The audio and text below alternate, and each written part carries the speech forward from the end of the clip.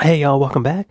Today we're checking out 9 British school things that shocked me as an American. Hi and welcome back to the Girl Gone London Hi. channel. It's back to school season in the UK. The American kids have been back to school for quite a while now in some states, but I thought I would do a video on school terms that I had never heard before moving to the UK. Now the first school term on my I take that back, probably 2 months. Okay. School terms that I had never heard before moving to the UK. Now the first school term on my list has to do with exams, because the exam system in the UK and the US is pretty different. Okay, so the term GCSE is something, to be honest, I've done my research now, so I'm fairly certain I grasp the concept, but I had never heard of the term GCSE before moving to the UK. In fact, the whole UK school system still mystifies me because it's not something that I've ever gone through. So most things I've become accustomed to after moving to the UK, but I already did school in the US, so I will never be in the UK school system, and thus I'm still the person 10 years in going, I don't understand. And for those who don't know, GCSEs are a type of exam that you take when you're, 15, 16? I think I'm already wrong.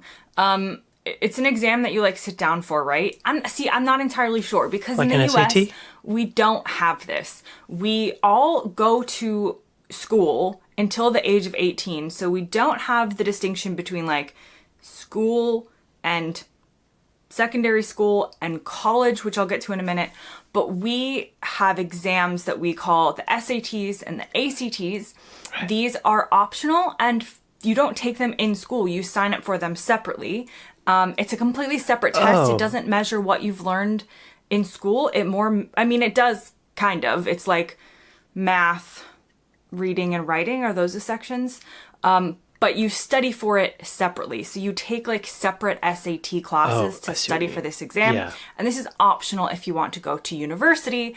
And the other types of exams that we have in the US are called AP exams or advanced placement exams. These come at the end of an AP or an advanced placement class, which again is an optional class that you can take to get extra credit before going to university. So universities might honor the fact that you took a university level course and got credit by passing the exam.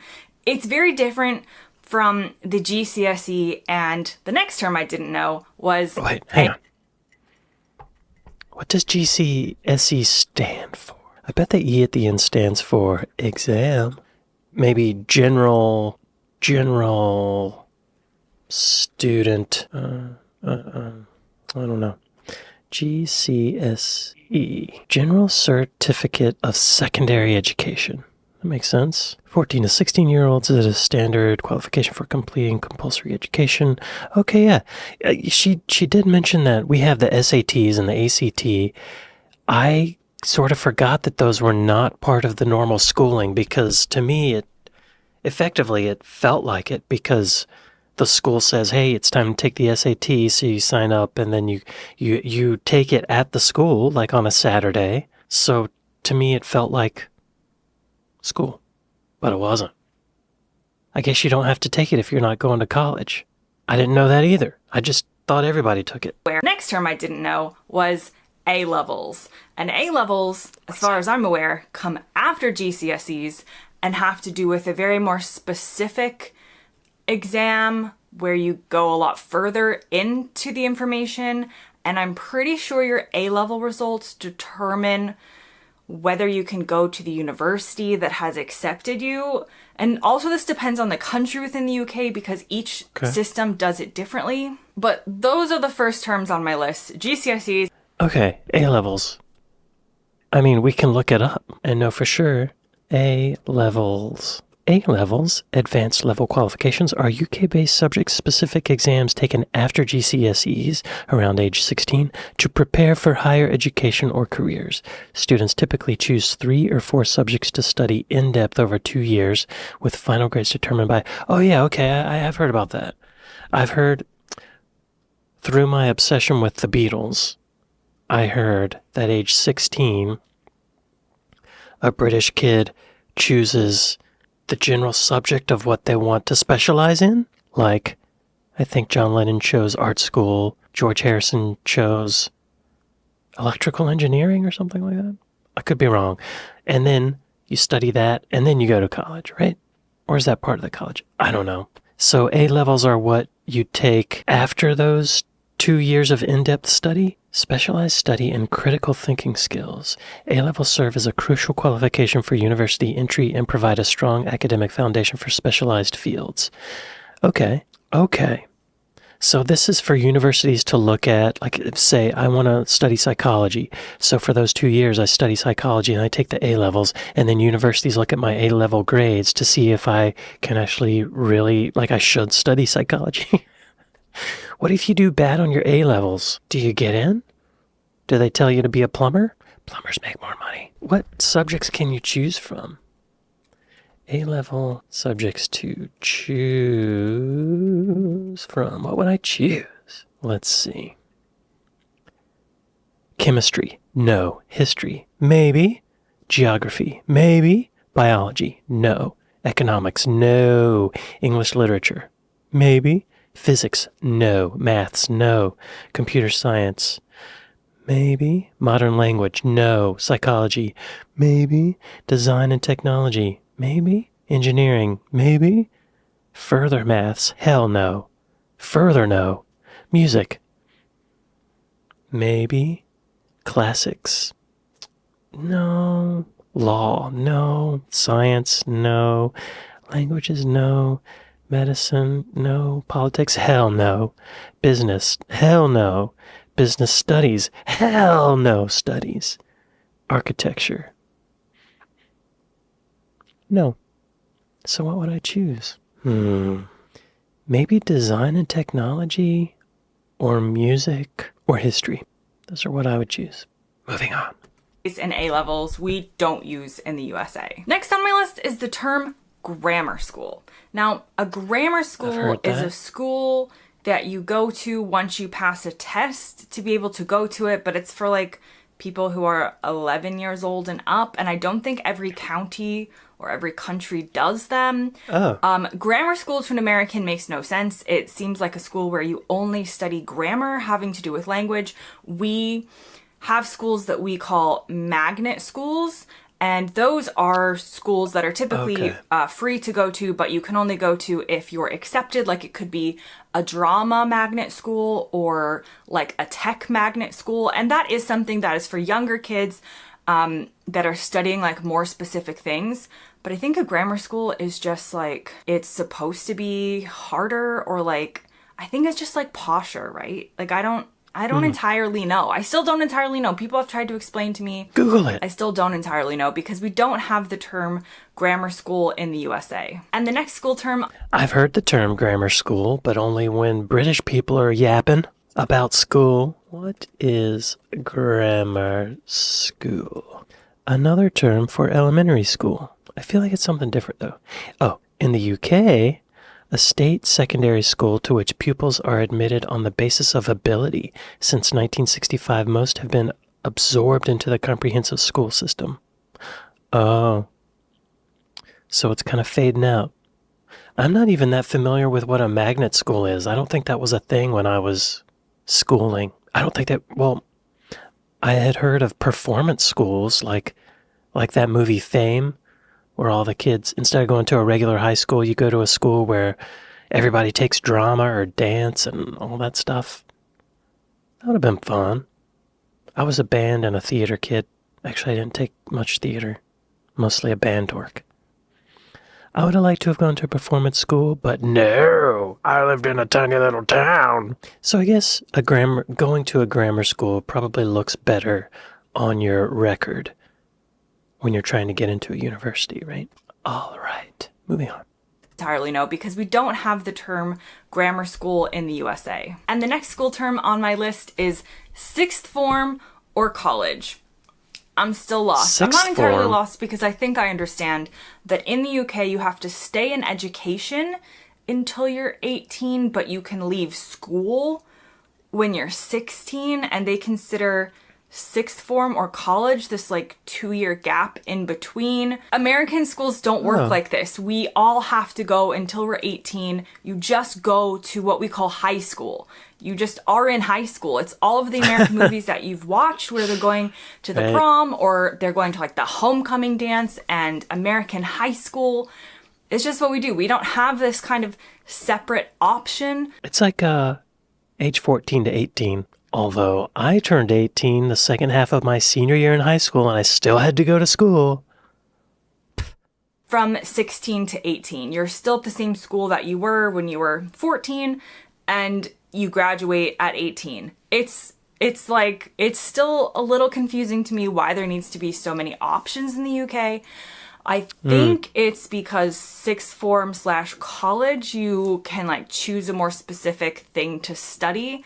But then university is an entirely separate thing. So this is where the term college gets confusing to an American. Because college in the USA is university. It's just another name for university. So whether you say I'm going to... Actually, we wouldn't say in America that we're going to university. We would say we're going to college. However, you could be going to college at a university. The University of Florida, for example. So boo! Gators, boo! The Gators. The University of Florida. Those Gainesville pieces of I went to Florida State, and our rival was University of Florida, if you couldn't tell. Actually, my grandpa, I have a lot of family that went to University of Florida, so it's all just for fun.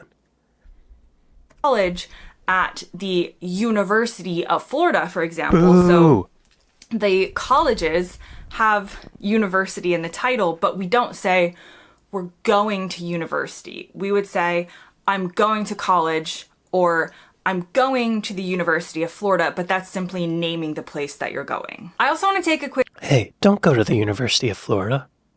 Don't go there. Go to Florida State University or University of Central Florida or University of West Florida. And if you don't want any of those, you can also go to the University of Miami. But, I assume you want to have some dignity. Next term on my list is half term. British kids have half term seemingly all the time because the school system works a little bit differently in the UK, where they have more breaks throughout the year and a shorter summer. I've talked about this on the channel before. American kids have a very long summer and fewer breaks within the year. But the term half term, which essentially just refers to a break from the term, isn't used in the US. We say break. Fall break, spring break, summer break, that's pretty much the extent of the breaks. So we don't have the same system and we don't have the same words to refer to when kids are out of school. Yeah, why do we have summer break? I've heard that there have been studies done that say that summer break, kids forget. They forget what they learned when they come back. Why not have a year-round school, more breaks in the middle, right? That would make it much more tolerable. It's easier for the parents. Because when the kids are out of school for the summer, the parents still have to go to work. What do you do with the kids? You got to pay for childcare, camps. It messes up the whole routine. We need to have a 4-day work week and year-round school. Life would be great. Defund ICE. Another UK school thing that I hadn't heard of was what people call RE, or religious education, as a class.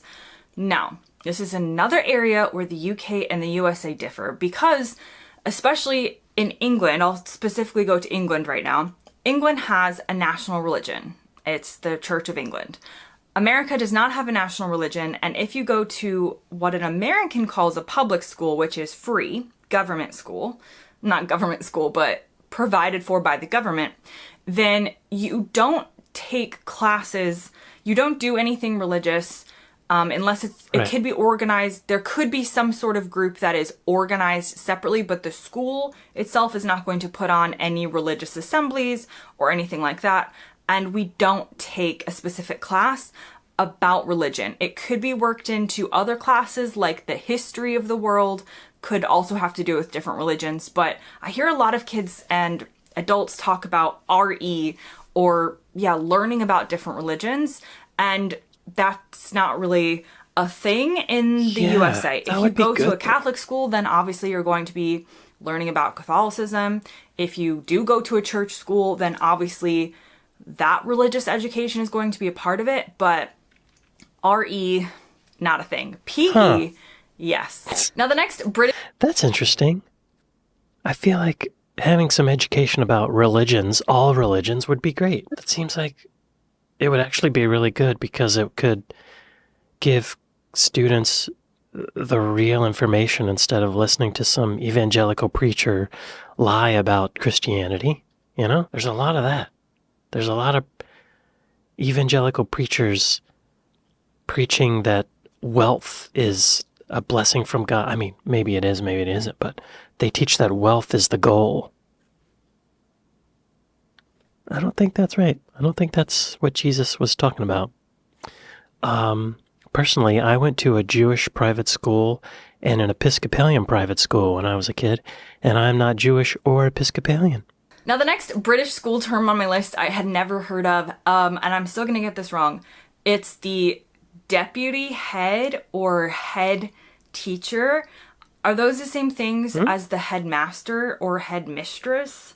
I'm pretty sure. I've heard of those. We call this the principal in the USA, so we don't use the term head teacher or head of anything really.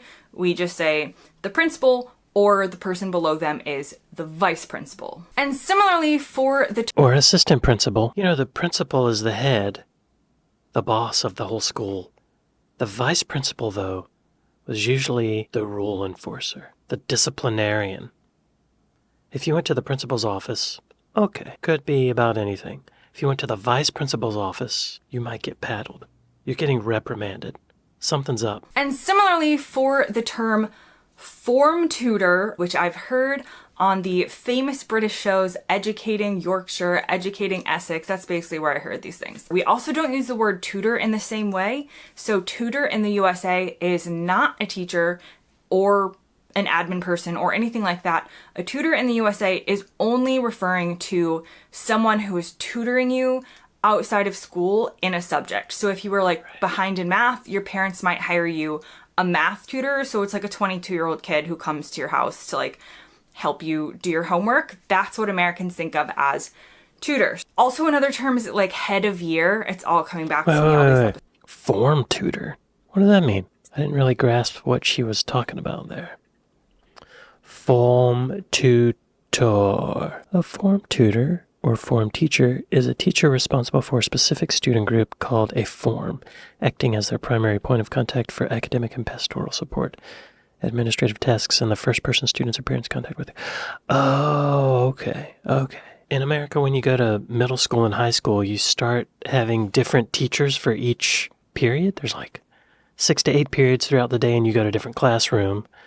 And the first one you go to in the day is your homeroom. I guess that's kind of like the form teacher. They're like your base for administrative tasks, I guess. Right? That's how I understand it. Also another term is like head of year. It's all coming back to me, all these episodes. We don't have these terms in the US. I'm not even sure what we would call them. I had teachers in each grade level. I knew who the principal was of the school. I knew who the vice principal was. We had people in charge of what we would call specials, which would be like music, art, and PE. But we didn't have anybody specifically like in charge of our year. Each teacher kind of managed their own stuff. Maybe they had their own form of organization that as a student I wasn't aware of.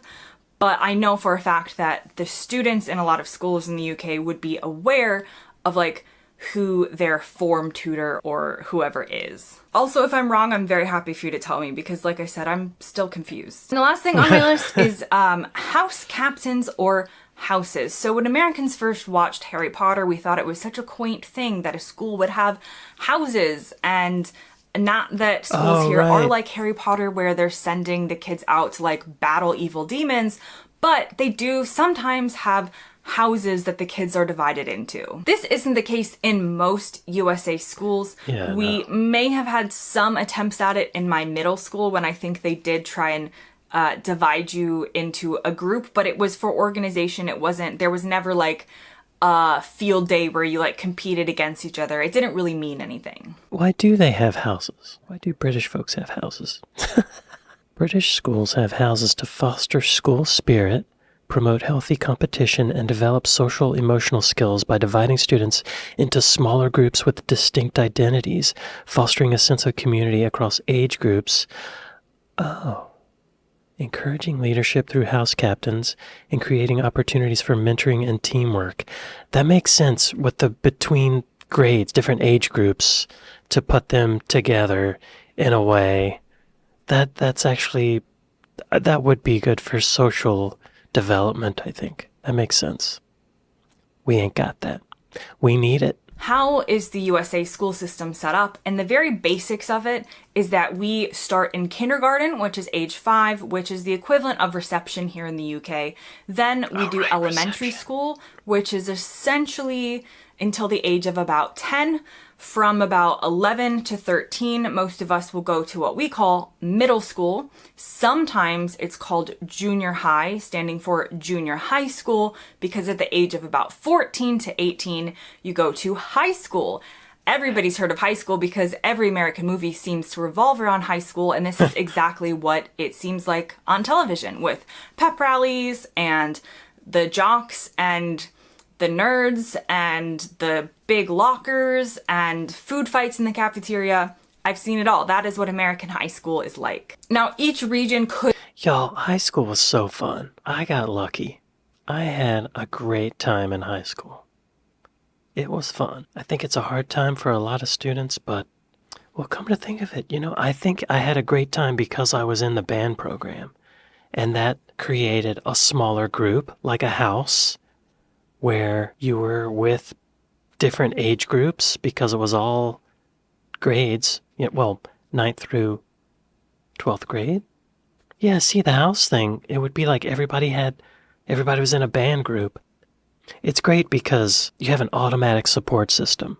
You do all these projects with the band in the band program, rehearsals, you play at football games, you go to competitions together, you're on away trips, you spend time on a bus traveling together, hotel rooms, you're doing all of these projects together and you bond with them and you make friends with people of different ages. I think that's important. It's also, like I said, an automatic support system. I knew that if anyone was bullying me or if I ever had any issues, which I never did, I know that anyone in the band program would have my back. Like, it was like a little family. So it makes sense, like the house thing. We need that. America. In the cafeteria, I've seen it all. That is what American high school is like. Now, each region could divide this a little bit differently in terms of the ages. So sometimes you go maybe to your elementary school a little bit longer and you only have a couple years of middle school, or the ages for high school could be a bit longer. But for the vast majority of people in America, we will divide it between elementary school, middle school, high school, and then we will say college or university, which are the same thing. Now that brings me to the end of this video. Hope you learned something new, and feel free to help me learn something new in the comments. As always, thanks for watching, and I'll see you next time. Y'all, the American school system needs the houses. We need it. It would be so much better, especially for the younger kids. Do any American high schools have houses? Yes, many American high schools, particularly private and boarding schools, feature house systems designed to build community and foster belonging through smaller groups, mentorship, and competitions. I didn't know that. Though the trend has also expanded into some public schools, these houses, which can be named after local figures, school values, or saints, provide leadership opportunities and a sense of connection for students across grade levels. Canisius High School in Buffalo, New York, Trinity High School in Louisville, Kentucky, Calvert Hall College High School in Baltimore. Yeah, Concord, California. Okay, there's a few of them do. They're on the house tip. Yo, we gotta get on that house tip. Come on, America. Let's do it. I think year-round school, more breaks, but smaller breaks instead of a 3-month break in the middle of the year would be better. So America, let's get on that. Year-round school. more vacations. 4-day work week. Houses. Let's get on the house thing. Let's also make the kid choose what they're going to do with their life when they turn 16, right? Like maybe that's why senioritis is a thing. When you get to be a junior or senior, your last couple years in high school, it's like boring. You check out. You're ready to get the hell out. Come on, America. Let's do it. Well, y'all, I'd like to thank my patrons. I'd like to thank my Buy Me a Coffee folks. Thank y'all for watching this with me, and I'll see you next time. Later.